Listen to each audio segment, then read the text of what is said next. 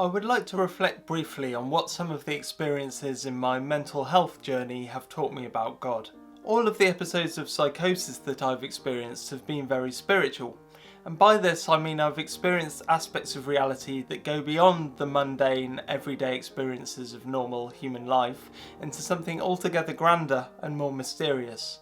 In the past, I have compared the experience of psychosis to being in a computer game. The familiar people and circumstances of everyday life are transformed in their meaning and in the way one relates to them. For instance, a simple gesture like a cough or a footstep could become like a power play to the psychotic mind. On a grander scale, when experiencing an episode of psychosis, familiar people in one's life might become altogether different in terms of their background, status, and relation to you. What this tells us about perception is that it is something very fluid. We imagine when we talk about our life story that it is something very concrete and real, but what the experience of psychosis has taught me is that what we consider to be our background or personality are just particular presentations of God to the mind that are no more real or tangible than what we might experience in a dream. In a dream, it is possible to experience the everyday laws of nature that we take for granted in a completely different way. For instance, in a dream, one might be able to fly or walk on the ceiling. I'm going to be so bold as to suggest that what we consider to be the laws of nature in waking life are not stable in the way that is commonly assumed. For instance, on one occasion during my first episode of psychosis, I had the experience of being drunk without having consumed any alcohol. I was walking along the street and picked up an empty bottle of whiskey that was lying on the pavement. As soon as I held the bottle, a state of drunkenness came over me and I started staggering along, and then a couple of minutes later, God returned my mind to its normal, sober state in an instant. The skeptic will of course question that something like this could really happen, and will question whether I am recalling the scenario accurately. But I'm convinced this happened, and it showed me that the states of mind that we experience, that we believe are linked to the external world, are actually under God's control.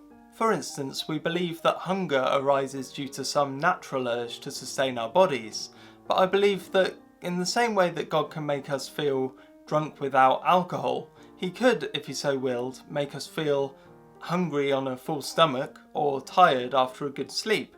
A similar thing could be said of mind-altering substances. I remember my first experience of taking the drug ecstasy and how it produced in me a state of intense connectedness to the world around me and a deeper awareness of everything I encountered. I honestly believe that this experience of connectedness was not caused by the pill I took, but by God altering my reality. On a different occasion, I ate some hallucinogenic mushrooms and for the next few hours had the most intense fits of laughter that I've ever experienced.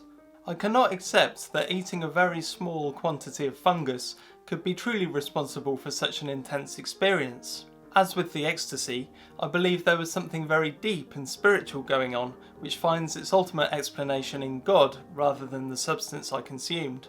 I believe the fact that people often experience similar effects when taking a particular substance is due to the fact that God likes to employ regularity within the grand game of existence. While I believe the effects of the substances are ultimately attributable to God, the substances are still triggers in the sense that God uses them in a playful way to initiate a series of experiences which may then be attributed to the substances. While I do not endorse experimenting with such substances, I cannot deny that they gave me deep insights into the nature of reality and the way that God relates to the human mind. Perhaps you have had an experience that made you question whether the laws of nature are absolute in the way that many scientists suppose. Feel free to leave a comment below with your thoughts. In the next video, we'll be looking at the different modes of mind that human beings experience and how these mental experiences relate to the existence of an omnipresent God. Thank you for watching. This video series accompanies my new book titled God's Grand Game, which is available now from all major retailers. If you enjoyed this video, please hit the like button and subscribe and ring the bell to be notified of future videos.